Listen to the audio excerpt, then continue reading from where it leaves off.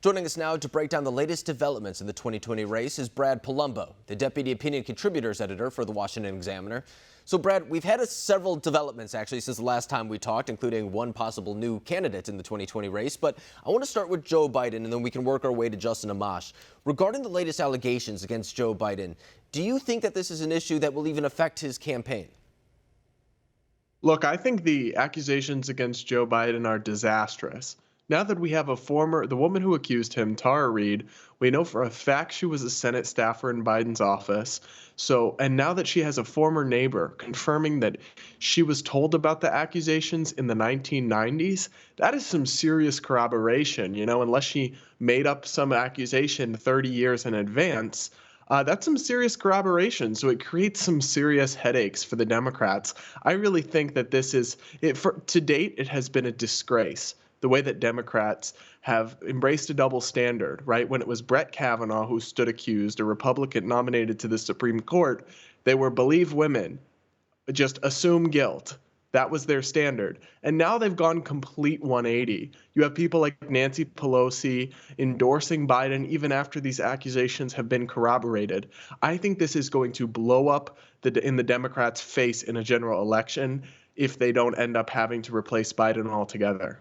And, to some degree, this is the standard that they set for themselves. I mean, because of what they did during the Kavanaugh confirmation, it wasn't about a presumptive innocence. It wasn't about even necessarily a fair trial or a public hearing. It was the idea of a zero tolerance policy. As soon as there's an allegation that's even credible, they wanted Brett Kavanaugh, for example, to have a political type of punishment, which was not being on the Supreme Court. And now they're trying to push back against that political punishment, which in this case would be Joe Biden not being the Democratic presidential nominee. So you bring up the hypocrisy, which I think is very important because it's so evident. I mean, the average American can see the hypocrisy before them.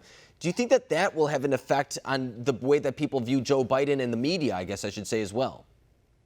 Oh, absolutely. I mean, people aren't stupid. They see that there's a clear double standard here. When it was Brett Kavanaugh, it was, he can't be on the Supreme Court. We believe women. We believe survivors. The Republicans are evil. But now, literally all the same people, all the Democrats who are doing it, from Stacey Abrams to Nancy Pelosi to Kamala Harris to Kirsten Gillibrand, they've all done a complete 180. And now they're saying, we don't believe her. We believe Joe Biden. Well, the only thing that has changed is the letter next to the guy's name. That's it. Same thing with the liberal media. I mean, New York Times, Politico, all of these places sat on this story for weeks. And when they finally did report it, the New York Times let the Biden campaign make changes to their story, right? The Biden campaign requested that factual information be taken out of the story, and the New York Times did it. So that shows you, I mean, this double standard has been ludicrous. And Americans who are in the middle, who are on the fence, they can see that. I mean, Joe Biden himself said during the Kavanaugh hearings, you have to believe any woman that comes forward is telling the truth. Well, he should have to live by that standard. People like me favor a presumption of innocence for anyone accused.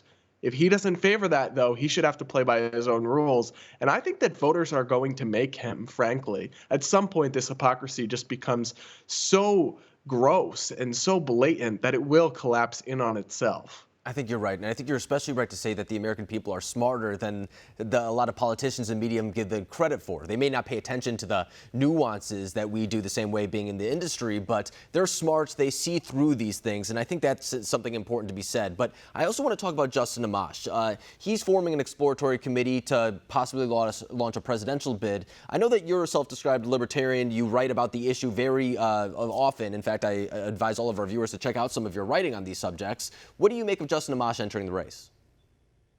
Well, look, a third-party bid is always a long shot, but I have to say, if there's ever a time and there's ever a man, I think Justin Amash is the guy, because we have two candidates who neither one is particularly popular or strong.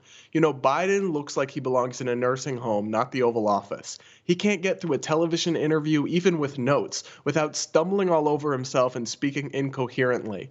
He is inept. He's running on a standard Democrat raise taxes, third-term abortion agenda. He is a very weak candidate who does not seem ready to lead. And then on the other hand, a lot of people in the country still don't like President Trump.